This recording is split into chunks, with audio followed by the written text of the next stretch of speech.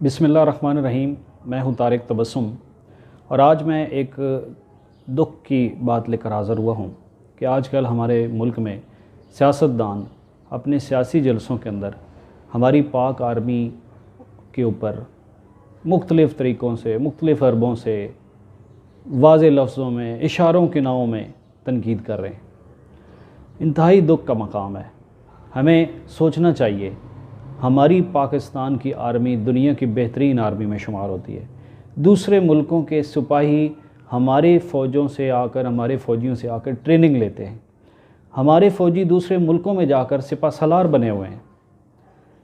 अफसोस का मकाम है कि सियासतदानों, आप अपनी नौजवान नस्ल को क्या सबक दे रहे हैं, जिन्होंने कल लेफ्टिनेंट बनना है, जिन्होंने कैप्टन बनना है, जिन्होंने पायलट बनना है, जिन्होंने नेवी अफसर बनना है।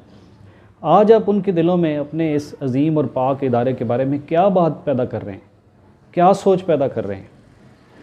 खुदारा मेरी गुजारिश है तमाम सियासतदानों से कि अपने सियासी मफादात को अपने तक महदूद रखें और हमारी नौजवान नस्ल पर ये जुल्म न करें।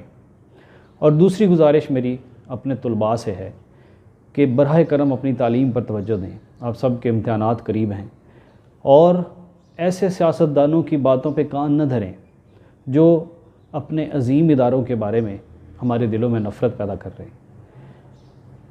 आखिर में मैं अपनी नज़म के साथ इस बात का, इस मोहब्बत का इज़हार करता हूँ अपनी पाक आर्मी के साथ कि ए वतन, हम तेरी धरती को निखारेंगे, फूल कलियों से तेरा दामन सिंगारेंगे।